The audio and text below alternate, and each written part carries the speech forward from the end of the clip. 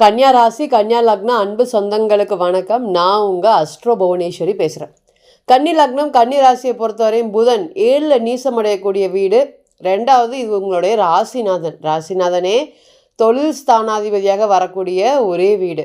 அப்போ இந்த புதன் நீசமடைகிறனால பலன்கள் எப்படி இருக்கும், என்ன மாதிரியான பலன்களை இன்றைக்கி இந்த ராசி ஃபேஸ் பண்ணிட்டு இருக்கக்கூடிய சுச்சுவேஷன் என்ன, நிச்சயமாக பார்க்கலாம். ஃபஸ்ட்டு கன்னி ராசி அப்படின்னாவே காலபுருஷனுக்கு 6. என் மேலே எது தவறும் இல்லை, இருந்தாலும் நான் பாதிப்படைஞ்சிட்டே இருக்கேன்.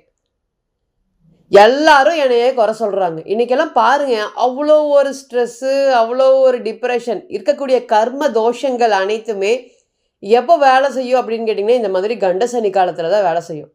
செய்யாத தப்புக்கு எதுக்குமே எனக்கும் சம்மந்தமே இல்லை, இருந்தாலும் வலுக்கட்டாயமாக அந்த பிரச்சனையிலையும் சூழ்நிலையிலையும் நான் போய் உட்கார்றேன், நான் போய் அவமானப்படுறேன். எனக்கு வேறு வழி தெரியவே இல்லை. இன்றைக்கி கன்னி ராசி ஃபேஸ் பண்ணிகிட்டு இருக்க முதல் சுச்சுவேஷன் இதுதான். இந்த ராசியை பொறுத்தவரை சொல்கிற புதனுடைய ராசி மூலத்திரிகோணம் பலம் பெறக்கூடிய வீடு. அவருக்கு 2 வீடு இருந்தாலும் கன்னி அவருடைய ஸ்பெஷல். அப்போ புத்திசாலித்தனம் அதிகமாக இருக்கக்கூடிய ராசி. இன்றைக்கி புத்தியை வச்சு என்ன பண்ணுறதுங்க, பைசா பண்ண முடியல அப்படின்னு இன்றைக்கி வருத்தங்கள் நிறைய. நம்ம பாசிட்டிவ் சொல்லிகிட்டே போகலாம். இந்த ராசியை பொறுத்தவரை எல்லாரோடையும் இவருடைய பங்களிப்பு அப்படிங்கிறது எல்லா குடும்பத்திலும் இருக்கும். பண ரீதியாக, தொழில் ரீதியாக, வேலை ரீதியாக, வருமானம் ரீதியாக. இதுதான் இவங்களுக்கு தான் ஹெல்ப் பண்ணுனேன் அப்படிங்கிறது இல்லை. எல்லாருக்கூடைய ஃப்ரெண்ட்ஷிப்பாக இருப்பாங்க இந்த கன்னி ராசி மற்றும் கன்னி லக்னம். யதார்த்த தன்மையோட தன்னோட குடும்பத்தில் என்ன நடக்குது, தான் என்ன பண்ணுறோம் அப்படிங்கிறத வெளியே ஃபுல்லாக சொல்லிடுவாங்க. அது சொல்கிறனாலே ஒரு விஷயங்களும் இன்றைக்கி அவங்களுக்கு நடக்குதா அப்படின்னு கேட்டிங்கன்னா நடக்க மாட்டேங்க. நேற்று தான் ஒரு பிரச்சனையை சொல்லிட்டு வந்தோம், இன்றைக்கி அந்த பிரச்சனையோட தாக்கம் வேரி ஆயிடுச்சு, பெரிய அளவுக்கு பேசப்படக்கூடிய சூழ்நிலைகள் இருக்குது, என்னமோ யார்கிட்ட பேசினா தான் பிரச்சனை அப்படின்னு சொல்கிற மாதிரி இன்றைக்கி கவலையோடையே வாழ்ந்துட்டு இருக்கக்கூடிய ராசி. இன்றைக்கெல்லாம் பிறந்த கால ஜாதகத்தில் வந்து பார்த்திங்கன்னா சகட யோகம்னு சொல்லக்கூடிய சனி சந்திரன் 6-8 இருந்தாலும் சரி, அதே போல் புணர்வு தோஷமாக இருந்தாலும் சரி, இதெல்லாம் இன்றைக்கி கர்ம தோஷமாக இருந்தாலும் சரி, இன்றைக்கி இதெல்லாமே கண்ட சனி காலத்தில் அதிகமாக வேலை செய்கிறதுக்கு காத்துட்ருக்கா அப்படின்னு கேட்டிங்கன்னா எஸ். இதனால் என்ன தவறே இல்லை, நான் போய் மாட்டிக்கிறேன்.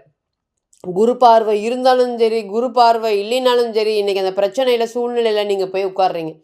இந்த கன்னிராசியை பொறுத்தவரை இன்னுமே சொல்லணும், நம்ம பிறந்த கால ஜாதகம் தான் ஒரு விஷயத்த, இது எல்லாமே நடக்குதா நடக்கலையா, இது யாருக்கு தெரிஞ்சு நடக்குதா தெரியாமல் நடக்குதா, நான் நல்ல வழியில் போயிட்டுருக்கேன், இதுக்கு எல்லாத்துக்குமே பிறந்த கால ஜாதகம் மட்டுமே தான் பதில் சொல்கிறதுக்கு கடமைப்பட்டிருக்கு. நம்ம சொல்லக்கூடிய ராசி பலன்கள் அனைத்துமே பொதுவானது அப்படிங்கிறது மறந்துடவே கூடாது. தனித்துவமாக பிறக்கக்கூடிய 2 மணி நேரம் சொல்லக்கூடிய லக்னாதிபதி இதே கன்னி ராசியாக இருந்தாலும் வெறும் கன்னி லக்னமாக மட்டும் இருந்தாலும் அவங்களோட பலன்கள் அப்படியே மாறு போயிடும். அப்போ பிறந்த கால ஜாதகம் தான் இதுக்கெல்லாம் பதில் சொல்கிறதுக்கு கடமைப்பட்டிருக்கு அப்படிங்கிறத நீங்கள் மறந்துடவே கூடாது. கன்னி ராசி மற்றும் கன்னி லக்னத்துக்கு நம்ம ஒரு பிறந்த கால ஜாதகத்தில் ஒரு பெண்ணுடைய ஜாதகத்தை பார்த்தோம். கிட்டத்தட்ட இந்த பெண்மணிக்கு வயது வந்து பார்த்திங்கன்னா 24. நம்ம பேசும்போது சொல்லியிருந்தோம், உங்களுடைய லக்னம் இதை இண்டிகேட் பண்ணுதுங்க, நீங்கள் காதலிச்சுட்டு இருக்கீங்க அப்படிங்கிறது சொல்லுது.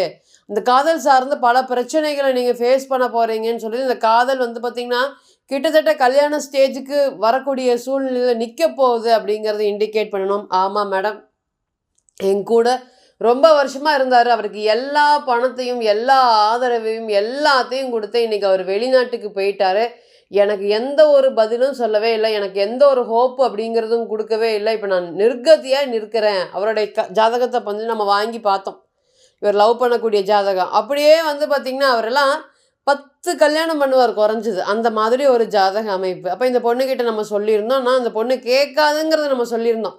நம்ம ஜாதகத்தை இண்டிகேட் பண்ணும்போது இந்த மாதிரி கிரக சேர்க்கைகள்லாம் உங்கள் மேலே, அவருடைய கிரகங்கள்லாம் இப்படி இருக்குது, நம்ம என்ன தான் எடுத்து சொல்லி ப்ரூஃப் ஆதாரத்தை காமிச்சாலும் நீங்கள் அந்த நீங்கள் அந்த காதல் வாழ்க்கையிலேருந்து நீங்கள் வெளியே வர மாட்டீங்க, உங்களுக்கு ரொம்ப கஷ்டம். அது வந்து ரொம்ப பிணைப்பு, ராகு கேதுவோடைய பிணைப்பு மாதிரி, அந்த மாதிரி ஒரு ஸ்ட்ராங்கான பிணைப்பாக இருக்குங்க, நீங்கள் வெளியே வர முடியாது அப்படின்னு சொல்லியிருந்தோம். இன்றைக்கி அந்த பொண்ணு பார்த்தீங்கன்னா அந்த பையனவே கல்யாணம் பண்ணிவிட்டு கிட்டத்தட்ட அந்த கல்யாண வாழ்க்கையில் 20 நாள் தான் வாழ்ந்திருக்காங்க. இன்றைக்கி அந்த பொண்ணு கண்டுபிடிச்சிட்டாங்க. அது நிறையா பேர்கிட்ட அந்த பையன் வந்து பேசிகிட்டு இருக்காங்க அப்படிங்கிறத கண்டுபிடிச்சிட்டாங்க.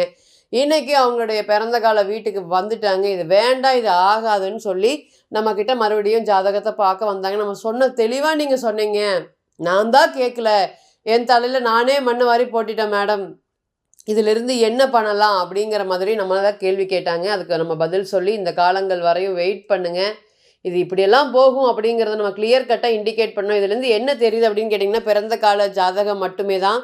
ஒரு விஷயத்த சொல்கிறதுக்கு கடமைப்பட்டிருக்கு. ஸோ தனிப்பட்ட ஜாதகம் அப்படிங்கிறது 100% பிரதிபலிக்கும்.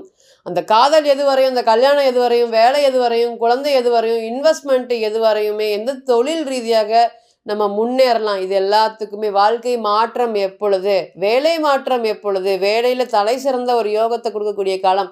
இந்த நேரம் இந்த விஷயங்கள் பண்ணவே கூடாது. இதுக்கு எல்லாத்துக்குமே நம்ம பிறந்த கால ஜாதகம் முன்ன நடந்ததை மட்டும் சொல்கிறது இல்லை, இதுக்கு மேலே எப்படி இருக்க போகுது அப்படிங்கிற விஷயத்தையும் சொல்கிறதுக்கு கண்டிப்பாக பிறந்த கால ஜாதகம் சப்போர்ட் பண்ணும் அப்படிங்கிறத மறந்துடக்கூடாது. ஸோ தனிப்பட்ட ஜாதகம் தான் 100% துல்லியமாக இருக்கும். இந்த கன்னி ராசிக்கு புதன் 7 நீசமடையக்கூடிய கிரகமாக இருக்காரு. ராசியை பார்க்க போகிறாரு. ஆல்ரெடி அங்கே சனீஸ்வர பகவான் இருக்காரு.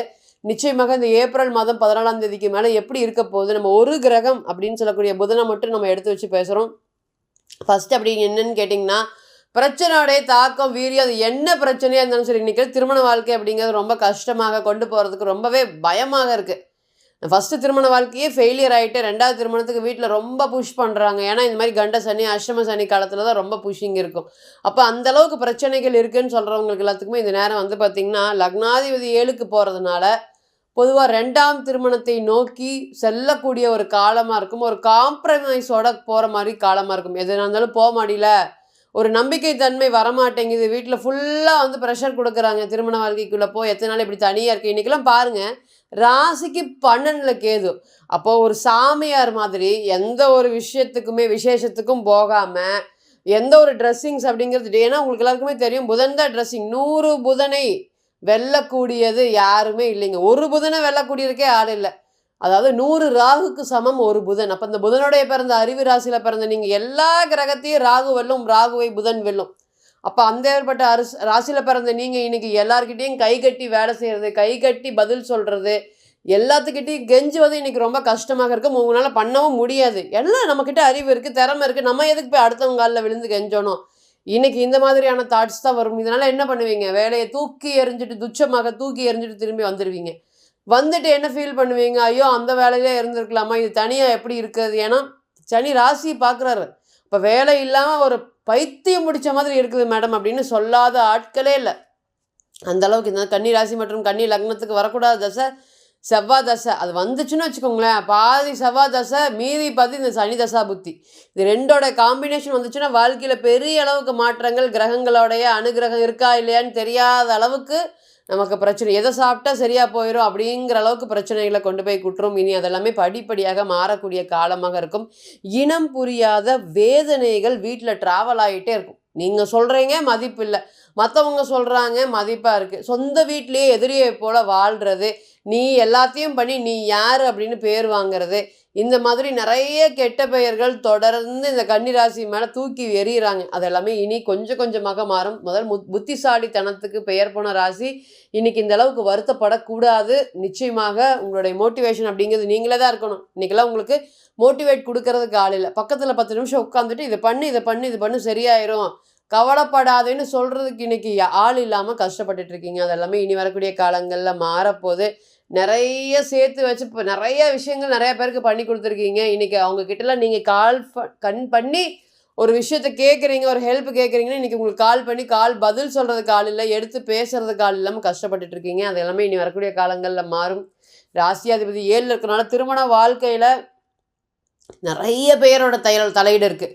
இதுதான் தலையீடு அப்படின்னு சொல்லாத மாதிரி எனக்கு மட்டுமே தெரிஞ்ச விஷயங்கள் பல இருக்குன்னு நிறைய பேர் சொல்லியிருக்காங்க. அது எல்லாமே வந்து பார்த்திங்கன்னா இனி வரக்கூடிய காலங்களில் மாறும். என்னுடைய குழந்தையை காமிக்க மாட்டேங்கிறாங்க மேடம், திருமண வாழ்க்கைக்குள்ளே திருப்பி சந்தோஷமாக எல்லோரும் வாழக்கூடிய நார்மலான லைஃப்பை என்னால் லீட் பண்ண முடியல அப்படின்னு சொல்லக்கூடிய நபர்கள் அனைவருக்குமே இனி வரக்கூடிய காலங்கள் இது எல்லாமே மாறப்போகுது. மன அழுத்தம், திடீர் கோபங்கள், ஹெல்த்தை நினச்சி பயங்கள், ஃப்யூச்சரை நினச்சி இன்றைக்கி அதிகமாக கவலைப்படக்கூடிய ராசி என்ன அப்படின்னு கேட்டிங்கன்னா இந்த கன்னி தான். தவறுமே இல்லாமல் பாதிப்பு. குரு மட்டும் 2ஆம் இடத்தை பார்க்குறாருங்க. அதனால் கொஞ்சம் உங்களுடைய பேச்சு மட்டும் யாரும் ட்விஸ்ட் பண்ணலன்னா உங்களுடைய நடவடிக்கையை இன்றைக்கி ட்விஸ்ட் பண்ணிகிட்டு இருக்காங்க.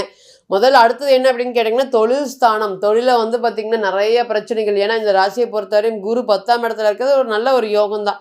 இருந்தாலும் பொதுவான 10ல் குரு அப்படிங்கிறது ஆகாமல் இருந்தாலும் இந்த கன்னி ராசியை பொறுத்தவரையும் 10ல் குரு இருக்கிறது சிறப்பு தான். இப்போ தொழில் சார்ந்த முன்னேற்றங்களும் வளர்ச்சிகளும் நிச்சயமாக இருக்கும். அந்த தொழிலில் ரொம்பவே கவனமாக இருக்கணும். ஏன் அது அடுத்ததோட நகர்வு கேது நட்சத்திரத்தில் போக போகுது. ஸோ அதுவுமே ரொம்ப கவனமாக பார்த்துக்கணும். ஒரு தொழில் பண்ணலாமான்னா அது எந்த மாதிரி தொழில், யார் தொழிலை முடிவெடுக்கிறாங்க, யாருடைய ஜாதகம் அதிகமாக பேசப்படுகிறது, அந்த தொழிலில் அவருக்கு உண்டான எக்ஸ்பீரியன்ஸ் என்ன, என்ன ரீதியான தொழில் பண்ணுறாங்க, இது எல்லாத்துக்குமே ஒரு பிறந்த கால ஜாதகம் தான் ஒரு கிளியர் ஃபோட்டோகிராஃபியாக பதில் சொல்லும். ஸோ தனிப்பட்ட ஜாதகத்தை நீங்கள் ஆலோசனை பண்ண விருப்பப்பட்டீங்கன்னா கீழே இருக்கக்கூடிய நம்பருக்கு காண்டாக்ட் பண்ணுங்கள். நான் வணங்கக்கூடிய நரசிம்மர் உங்கள் எல்லோருக்குமே நல்ல வளமான வாழ்க்கையை ஏற்படுத்தறேன் நான் நிச்சயமாக பிரார்த்தனை பண்ணிக்கிறேன். மீண்டும் ஒரு பதிவில் உங்களெல்லாம் சந்திக்கும் வரை உங்களிடமிருந்து விடைபெறுவது உங்கள் அஸ்ட்ரோ புவனேஸ்வரி. நன்றி, வணக்கம்.